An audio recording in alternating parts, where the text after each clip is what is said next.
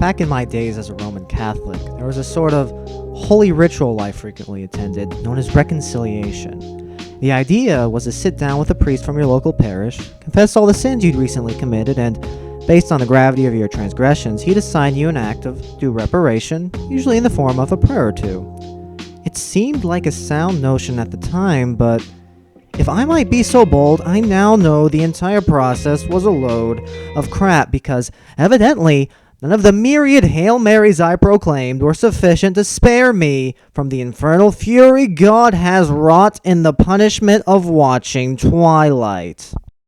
Now, what's truly baffling about Twilight is not how atrocious it is. Plenty of films give it a run for its money in that regard, like Mega Shark vs. Giant Octopus, and yeah, that's actually a movie.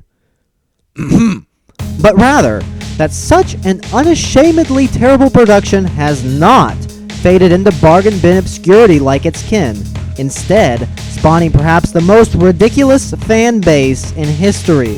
It's as if the Joe Bro heads and the furries morphed into some sort of ultra fangirl, what can only be called a twihard.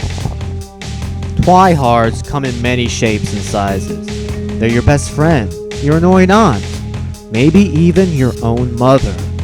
While these types always struck me as peculiar, I dismissed them in the past. There are plenty of apparently odder fandoms out there. But after seeing the movie for myself, I am completely stunned. As while creepy Sailor Moon dude might be a little on the strange side, at least the source material is competent. Twilight, on the other hand, makes absolutely no sense. The issues begin with our protagonist, Bella Swan, or as we shall henceforth refer to her, Depstick.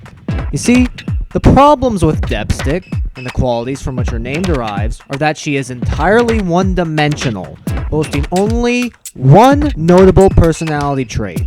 She is always depressed. Poor Derpstick is an absolute drag to be around. Freaking Eeyore would be a more appropriate dinner guest. Her Facebook statuses probably give Revoos a run for their money, for crying out loud. The reason this is such a glaring flaw is that despite her wholly unappealing personality, every single person at her school is inexplicably infatuated with her, like moths to a flame of bitterness and self-loathing.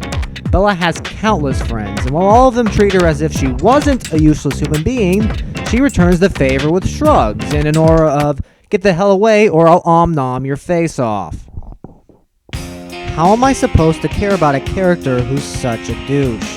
The movie never really answers that question, instead rushing to introduce Bella's vampire boy toy, Edward Cullen, or as we'll call him, the emotionless Broodstone.